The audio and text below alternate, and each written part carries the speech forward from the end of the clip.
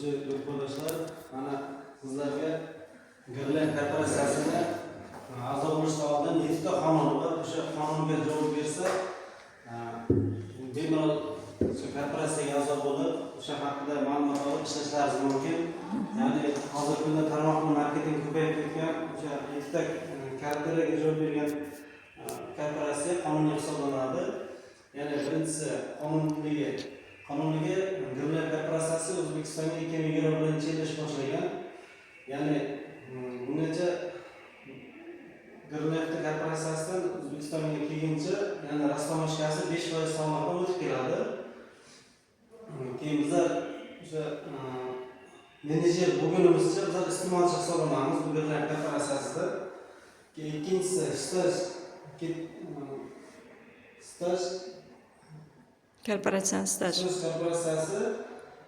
o'sha 98-yildan beri o'z ish faoliyatini boshlagan, ya'ni 2017-yil ish boshlab 5 yil baribir, ya'ni 6 ta davlatlar birlashib hozirgi kunda mahsulotlar ishlab chiqarish boshlagan.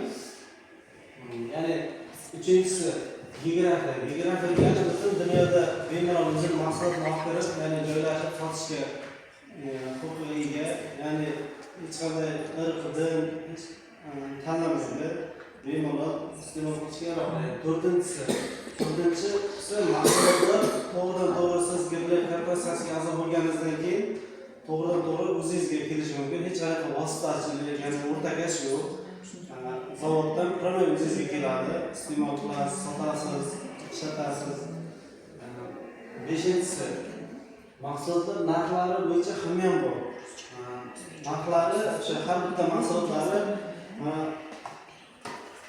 bemalol cho'ntak ko'taradi.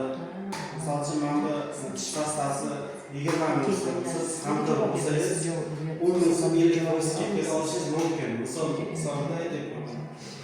Hech qanaqa narxlar qimmat emas. Ya'ni korporatsiyaga kirish shu talabga javob beradi. Siz mahsulotlari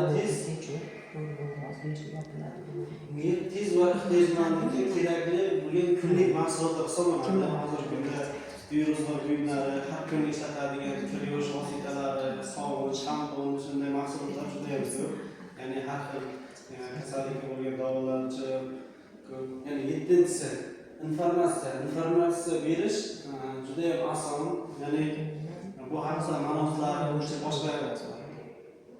marketinglar o'sha ko'p emas. Qisqa va jo'nda tushunarli. O'sha 7 ta korporatsiyaga bu birlayib kategoriyaga bemalol javob beradi. Bemalol tavsiya qilaman. O'sha Girlen korporatsiyasiga ishlashga kirsangiz ham, sotuvchilikka, iste'molchi bo'lsangiz ham bo'ladi. Mana 7 ta kategoriyaga javob beradi. Yashang.